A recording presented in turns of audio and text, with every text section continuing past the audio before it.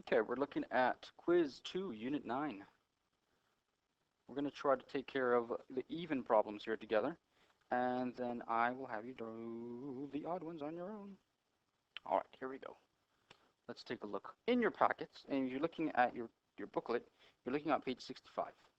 And this kind of covers all the way from section 8.3 through 8.7. So here's what we have. Number 2, let's begin with number 2. What we're trying to do here is combine these radicals. In order to combine radicals for number 2, you have to look at the number in front of it. Well, first of all, you have to look at the radicand. If you remember, the radicand is the number inside the square root, which in this case is a 3. If they're all the same, which they are in this one, 3, 3, and 3, then you can go ahead and combine the numbers in front, the coefficients. In this case, the 6, the negative 8, and the 5. 6 plus a negative 8 is going to give me negative 2. And if you add that to a positive 5, that will be 3. You keep the radical, so the answer is 3 cube root 3. Square root 3, sorry. Square root 3, sorry. All right, number 4. Number 4, notice that the radicands are not the same, so we can't just jump into combining the numbers up front. Instead, we need to break them down. So here's what we're going to do. Look at the 63, and we're going to break the 63 down into two numbers that multiply to make 63. You may have different numbers in mind. I'm going to try the ones that come to my brain first. And eventually, even if we do different numbers, they will come out to be the same. 63 is 9 times 7. 9 breaks down into 3 times 3. So this is a pair of 3's. That pair of 3's becomes a single 3 that comes outside and multiplies with the 6 to make it negative 18, leaving you with a 7 inside the radical. So that's how that one got broken down. Then we go to the next one. The 28 breaks down into 4 times 7. 4 breaks up into 2 and 2. That's a pair of 2's, multiplies out with the 9, so that it becomes negative 18 or minus 18. 7, because it doesn't have any pairs, stays inside the radical. 14 breaks down into 2 and 7. Notice that there are no pairs. Poor little 2, poor little 7 have nobody to match up with. So they're going to combine one more time, multiply with each other, and nothing happened. It stayed the same with that one. Couldn't break it down because there were no pairs to pull out. Then, now you look at the radicands. Notice that these two are the same. They both have a 7. Since those both have 7's, that means that I can combine those negative 18 and the negative 18 can be added together to make negative 36. And the square root of 7 stays there. And then I just simply copy the last part, which is 2 square root 14. Ran out of room there. So that's my answer. Couldn't do anything else with the rest.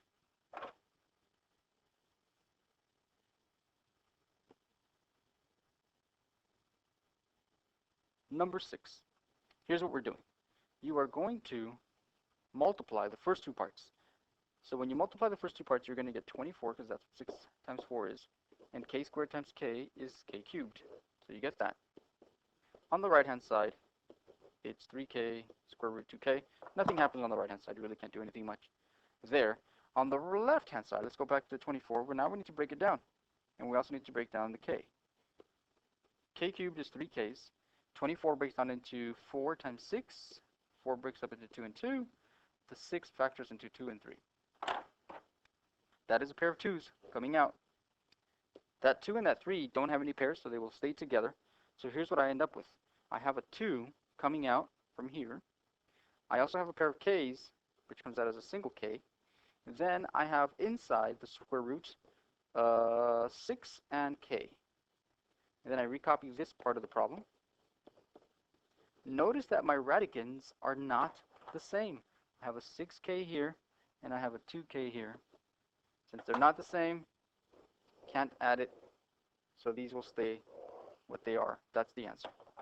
2k square root 6k plus 3k square root 2k.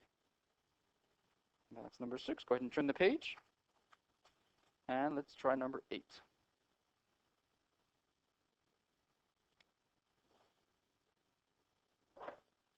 For number 8, they would like us to do something called rationalizing. To rationalize is to do one of two things. It's to get rid of the fraction inside the square root, or to get rid of the square root in the denominator. of a fraction. So here's what we have. First thing we're going to do is we're going to multiply numerator with numerator and denominator with the denominator. So we're going to multiply 1 times 16, which is going to give us 16, still in the square root. And on the bottom, I have 5 times 35, which is square root 175. And then I need to break these down. At the top, square root of 16 I can figure out. Square root of 16 is made up of 4 times 4, so that's 4. On the bottom, let's break this down. This was 5 and 35 because that's where it came from. And 35 breaks up into 5 and 7, so that's a pair of 5s coming out with a leftover 7. So here's my problem. I have 4 on top, I have a 5 on the bottom, and I have a square root of 7 on the bottom. I cannot have a square root in the denominator of a fraction. It's illegal. It's against the rules. So I need to get rid of that. So how do I get rid of it? I do this thing called rationalizing, where I multiply the denominator and the numerator by whatever square root is on the bottom. What this will do is it'll give me a 4 square root 7 on top, and on the bottom, when I multiply these two, that's simply going to be 7, and I still have that 5.